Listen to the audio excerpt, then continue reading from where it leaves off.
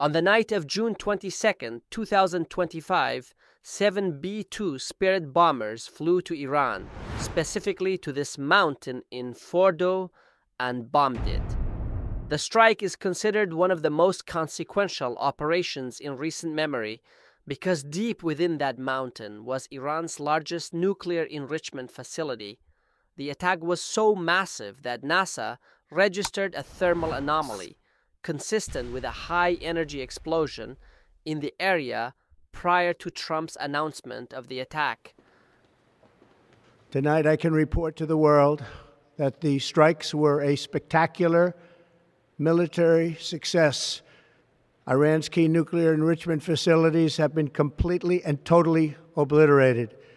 But how did the United States strike a site considered among the most secure nuclear facilities in the world without causing massive radiation? Fordow is not a typical military target. It is a deep underground uranium enrichment site located roughly 20 miles northeast of Qom, a city of religious and political significance in central Iran. Construction began in the early 2000s. The facility is embedded within a mountain, specifically a granite formation in the Zagros Range, a geological shield designed to resist even the most advanced conventional weapons. The site lies approximately 80 to 90 meters underground, beneath layers of rock and reinforced concrete. Inside, Fordow housed 2,700 centrifuges used to enrich uranium, a process that can, under certain conditions, bring a nation closer to nuclear weapons capability. For years, analysts viewed Fordow as effectively untouchable without the use of nuclear weapons. That calculus changed. On June 20th, 7 B-2 Spirit stealth bombers departed Missouri on an 18-hour flight that included multiple refuelings. Their destination? Iran, a country they had never entered before. These bombers were carrying a specialized payload, the GBU-57AB Massive Ordnance Penetrator, or MOP. It's a 30,000-pound bunker buster, specifically engineered to destroy hardened, deeply buried structures. Look how huge it is compared to those men. 14 of these bombs were reportedly dropped on Fordow, according to U.S. officials. U.S. officials later confirmed that a full payload had been deployed. The stealth bombers accomplished their mission and left Iran without being detected.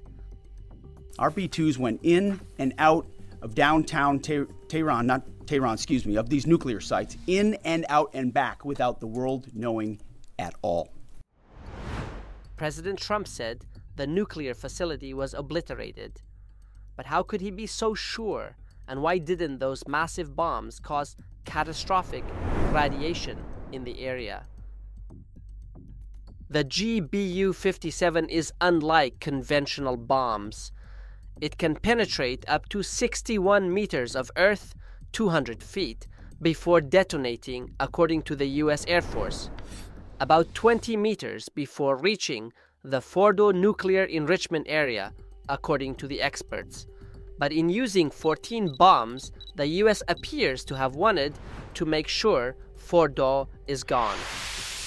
The bomb's steel casing and elongated shape give it the kinetic energy required to burrow through rock at supersonic speeds. Satellite images show the mountain where Fordow is located. From the outside, it doesn't appear much damaged, but a closer look reveals small holes. These are openings created by the bombs after they penetrated the mountain to get closer to the bunker and then detonate inside. A critical concern with any strike on a nuclear facility is the risk of radioactive contamination. But the U.S. appears to have calculated for this. The GBU-57 is designed to concentrate energy downward, reducing the risk of dispersing radioactive particles into the air. Thankfully, the International Atomic Energy Agency, which monitors Iran's compliance with nuclear protocols, reported no spike in radiation levels following the bombings. Iranian sources have also claimed that much of Fordow's highly enriched uranium had been relocated in the weeks leading up to the strike, possibly in response to prior Israeli operations that revealed vulnerabilities in Iran's nuclear defense. Furthermore, Iran's Atomic Energy Organization also confirmed that no contamination had affected surrounding civilian areas. Iranian officials offered a different narrative. They acknowledged damage to Fordow's access tunnels, but insisted the main enrichment hall remained intact and claimed the facility could be brought back online. Still, the full extent of internal damage remains unverified.